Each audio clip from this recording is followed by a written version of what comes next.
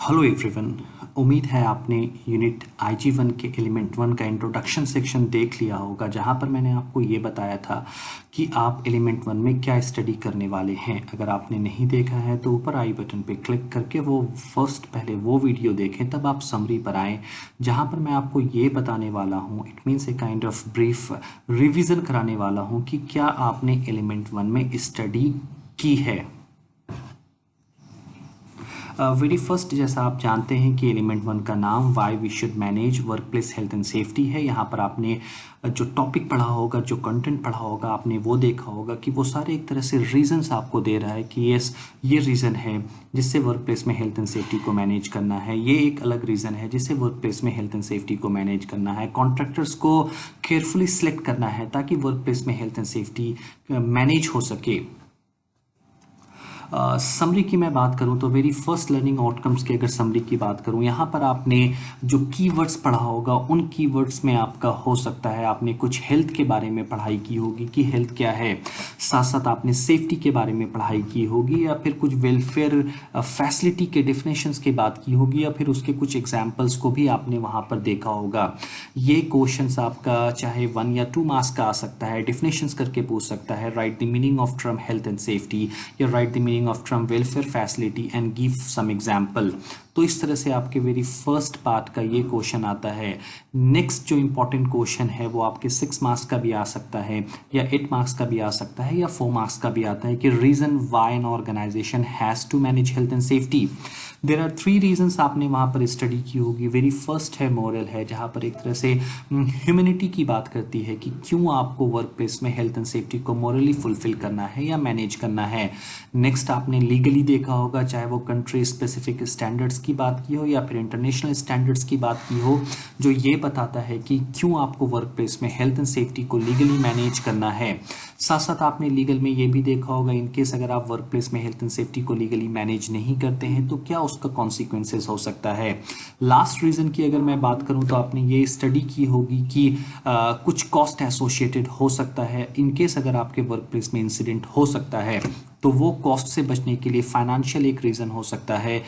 वो एक रीज़न आपको ये बताता है कि आपको वर्क प्लेस में हेल्थ एंड सेफ्टी को मैनेज करना है। फाइनेंशियल में जो क्वेश्चंस आता है वो डायरेक्ट कॉस्ट और indirect cost associated with an incident हो सकता है, या फिर आपका किसी इंसिडेंट से एसोसिएटेड इंश्योर्ड या अनइंश्योर्ड कॉस्ट के बारे में आपने यहाँ स्टडी की होगी, जो कि यहाँ पर भी आपको दिख रहा है।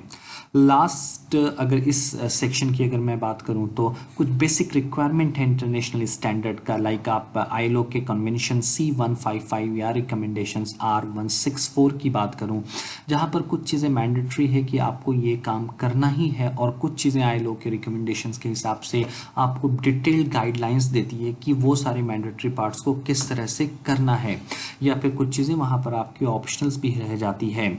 तो यस, जो इंटरनेशनल स्टैंडर्ड्स के बारे में भी आपने यहाँ पर स्टडी की होगी, चाहे वो आपने एम्प्लॉयज़ की रिस्पॉन्सिबिलिटी की बात की है या फिर आपने वहाँ पर एम्प्लॉयर की रिस्पॉन्सिबिलिटी की बात की है। तो ये फ्यू की पॉइंट्स आपने यूनिट IG1 के वेरी फर्स्ट लर्निंग आउटकम्स में स्टडी की होगी।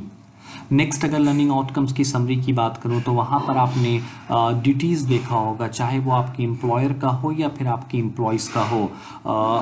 लाइक इफ़ आई से आपने यहाँ पर उनकी राइट्स के बारे में पढ़ा होगा, आपने उनके रिस्पॉन्सिबिलिटी के बारे में पढ़ा होगा। साथ साथ मैं, जैसा कि मैंने आपको पीछे बता दिया है कि consequences for employer and workers of non compliances, मैंने आपको एम्प्लॉयर के लिए बताया, बट येस, अगर वर्कर भी किसी तरह से लीगल के अगेंस्ट जाता है तो उसके अगेंस्ट भी लीगली कोई एक्शन हो सकता है। लाइक अगर मैं कुछ एग्जांपल्स दूं, सपोज आप अगर जानबूझ करके कोई अनसेफ एक्ट करते हो या अनसेफ कंडीशंस क्रिएट कर देते हो जिसकी वजह से कोई वर्क प्लेस में इंसिडेंट होता है और इन्वेस्टिगेशन में ये पाया जाता है कि ये वर्कर ने इंटेंशनली गलती की है, तो आपके अगेंस्ट भी कोई लीगली एक्शन लिया जा सकता है। नेक्स्ट अगर मैं बात करूं तो कुछ सोर्स ऑफ इंफॉर्मेशन की आपने बात की है, चाहे वो आपके इंसिडेंट रिपोर्ट हो सकते हैं या फैक्ट्री एक्ट हो सकते हैं, या फिर आपके सेफ SDS हो सकता है, या फिर कुछ अदर आपके यूजर्स मैनुअल हो सकते हैं, जो आपको एक तरह का सोर्स ऑफ इंफॉर्मेशन देता है। कुछ इंटरनल हो सकता है, कुछ एक्सटर्नल हो सकता है, जो आपको बताता है कि आपने इस तरह से इंफॉर्मेशन कलेक्ट की है, अब आप अपने वर्क प्लेस में हेल्थ एंड सेफ्टी को इम्प्रूव करें। यस, अगर वहाँ पर एक इम्प्रूवमेंट का कोई स्कोप है। आपने कुछ वेरियस पार्टीज़ के रिस्पॉन्सिबिलिटीज़ के बारे में भी बात की होगी। एम्प्लॉयर का मैंने पहले बता दिया है। नेक्स्ट जो मोस्ट इंपॉर्टेंट है वो सीनियर मैनेजमेंट हो सकता है, लाइक आपके डायरेक्टर्स की कुछ रिस्पॉन्सिबिलिटी हो सकती है, लाइक वो पॉलिसी को बनाते हैं, लाइक आपकी रिस्पॉन्सिबिलिटीज़ को वो अलोकेट करते हैं, रिसोर्सेज को वो मेक श्योर कि वो अवेलेबल है, वो वहाँ पर मेक श्योर करते हैं। साथ साथ मिडिल मैनेजमेंट में कुछ ऑपरेशंस के बारे में बात हो रही है कि ऑपरेशंस किस तरह से सेफली कंडक्ट करना है। यहाँ पर आपने मिडिल मैनेजमेंट के साथ साथ आपने सुपरवाइजर्स की भी रिस्पॉन्सिबिलिटी के बारे में इस एलिमेंट के लर्निंग आउटकम्स में स्टडी की होगी। लास्ट लर्निंग आउटकम्स के समरी की बात करूं कि आपने वहां पर क्या स्टडी की है, तो जॉइंट ऑक्यूपायर्स ऑफ प्रीमाइसेस के बीच में कोऑपरेशन एंड कोऑर्डिनेशन की बात की होगी कि क्या क्या चीज़ें हैं, लाइक आप हाउसकीपिंग को म्यूचुअली मेंटेन कर सकते हो, फायर रिलेटेड सर्विसेज को म्यूचुअली मेंटेन कर सकते हो, या फिर कुछ हो सकता है आप मेडिकल से रिलेटेड कुछ चीज़ों को म्यूचुअली वहाँ पर आप मेंटेन कर सकते हो। साथ साथ इमरजेंसी प्रोसीजर्स को वहाँ पर आपको म्यूचुअली मेंटेन करना पड़ता है। तो यस, आपने वहाँ पर जॉइंट ऑक्यूपायर्स ऑफ प्रीमाइसेस की कुछ कोऑपरेशन एंड कोऑर्डिनेशंस के बारे में भी पढ़ा होगा। आपने यहाँ पर कुछ बेसिक फ्रेमवर्क भी देखा होगा जहाँ पर कॉन्ट्रैक्टर्स को किस तरह से सिलेक्ट करना है, किस तरह से मॉनिटर करना है। आपने कुछ क्लाइंट्स के बारे में भी स्टडी की होगी। कॉन्ट्रैक्टर सिलेक्शंस की अगर मैं बात करूँ तो आपने कुछ उनके इक्विपमेंट के इंस्पेक्शन रिकॉर्ड्स के बारे में पढ़ा होगा, उनके एम्प्लॉयज़ की ट्रेनिंग रिकॉर्ड्स देखा होगा, प्रीवियस उनके प्रोजेक्ट कंप्लीशंस का रिकॉर्ड देखा होगा। तो ये सारे फ्यू फैक्टर्स से आप ये डिसाइड कर पाते हो कि यस, इस कॉन्ट्रैक्टर्स का सारा रिकॉर्ड, चाहे वो आपके इक्विपमेंट से रिलेटेड हो, चाहे वो उनके एसोसिएटेड वर्कर से रिलेटेड हो, चाहे वो उनके एसोसिएटेड डॉक्यूमेंट से रिलेटेड हो, अगर वो सही है तो आप उन्हें सिलेक्ट कर सकते हो अपने वर्क प्लेस में काम कराने के लिए। इस वीडियो में मैंने आपको ये बताया है कि आपने एलिमेंट 1 में क्या स्टडी की है, उस पर एक तरह से रिवीजन करा दिया है, ताकि अगर आपको ये पता चला हो कि ये पॉइंट आप मिस कर गए हैं तो आप उसे ज़रूर कंप्लीट कर लें। क्योंकि आपको जो नेक्स्ट वीडियो में मैं आपको कुछ क्वेश्चन एंड आंसर्स बताने वाला हूँ, आपको ये बिल्कुल पता नहीं है कि किस पार्ट से एलिमेंट 1 के वो क्वेश्चन आ जाए।